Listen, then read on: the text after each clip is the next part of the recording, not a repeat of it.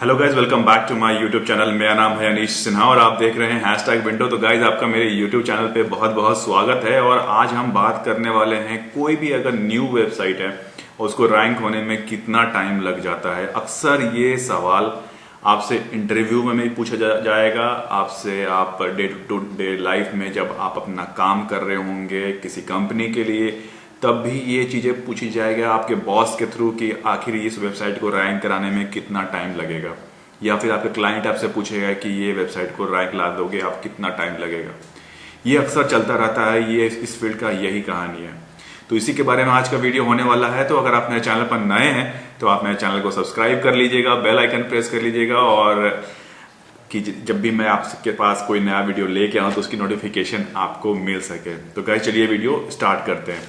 तो आज हम बात करने वाले हैं कि किसी भी नई वेबसाइट को रैंक करने में कितना टाइम लगता है। आप जानना चाहेंगे आखिर न्यू वेबसाइट होता क्या है। देखिए, न्यू वेबसाइट वो वेबसाइट हो गया कि उसमें दो फैक्टर है। एक तो जो उसका डोमेन एज होता है कि आखिर ये डोमेन कब बाई किया गया है, कभी इस पर वेबसाइट बना है या नहीं बना है, एक तो ये फैक्टर है।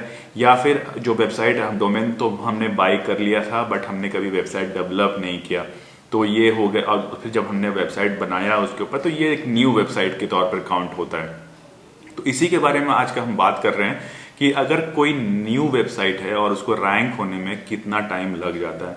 देखिए, कई सारे वैल्यूज हैं और कई सारे फैक्टर्स हैं जो कि मैटर करता है। जब भी आप कोई वेबसाइट आपके पास आता है तो वो किस इंडस्ट्री से है या किस सेक्टर का है वेबसाइट है, ये बहुत ज्यादा मैटर करता है। इसके अलावा जो मैटर करता है वो करता है कीवर्ड।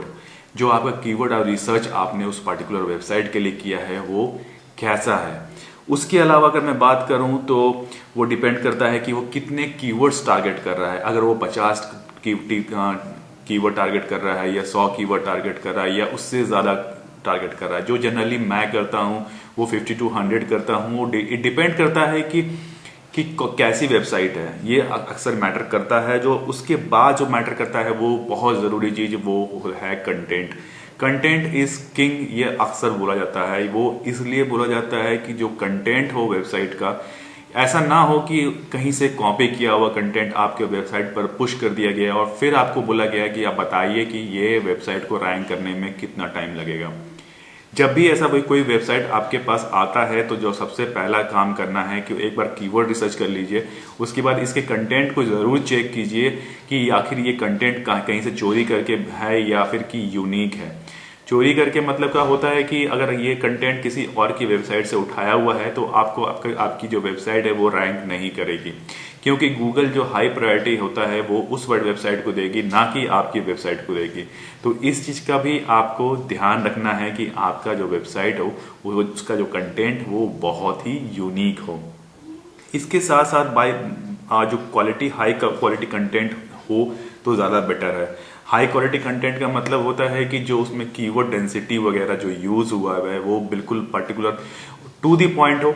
जितना ज्यादा अच्छा हो उतना बढ़िया है कि वो जो कीवर्ड है वो फर्स्ट पैराग्राफ में 2 बार यूज हो जाए, फिर सब हेडिंग्स में हम इसको यूज कर लें और थ्रू आउट द आप कंटेंट हम उसको यूज करें। ऐसे तो कई लोग बोले हैं कि 2000 वर्ड्स के अगर लिखे जाते हैं कंटेंट तो बहुत अच्छा होता है, 3000 कंटेंट वर्ड के लिखे जाते हैं तो बहुत अच्छा होता है। बट मैक्सिमम टाइम मैं जो यूज करता हूँ वो 500 वर्ड्स के करता हूँ। तो जब भी आपसे कोई पूछे कि कितने वर्ड्स के आपको कंटेंट चाहिए तो आप नॉर्मली 500 वर्ड्स आप बोल सकते हो कि 500 वर्ड्स के आपको कंटेंट चाहिए, जिसमें कि टाइटल में आपका कीवर्ड यूज हो और आपका कंटेंट में कीवर्ड्स आपके जो आपने चूज किया है वो उस पर्टिकुलर पेज को इम्फेस करे, मतलब कि ज्यादा निखारे उस पेज को, और वो आपका जो कीवर्ड हो वो उस पेज पर रहे। इसके अलावा एक बहुत जरूरी चीज जो चल रही है मार्केट में, जो अक्सर होता है कि आप गूगल में आप कुछ भी लिखते हो तो वो एक तरह का क्वेश्चन होता है कि हाँ, ये पर्टिकुलर जो टॉपिक है इसका जवाब क्या होगा।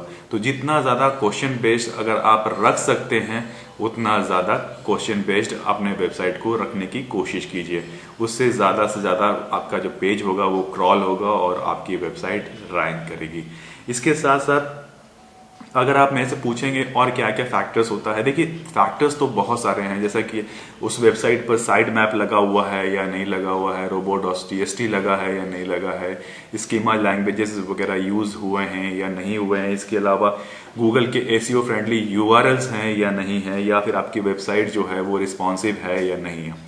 इस तरह के जो वर्ड्स हैं वो आपके सामने बिल्कुल आएंगे ही आएंगे। रिस्पॉन्सिव का मतलब हो गया कि अगर मैं उसको मोबाइल में खोलूं तो वो मोबाइल के शेप में हो जाए, या टैब में खोलूं तो टैब के शेप में हो जाए, या फिर लैपटॉप पर खोलूं या डेस्कटॉप पर खोलूं तो वो बिल्कुल रिस्पॉन्सिव हो, उस साइज में वो एडजस्ट कर जाए। ऐसा ना हो कि वेबसाइट फट जाए और बिल्कुल स्ट्रक्चर उसका खराब हो जाए।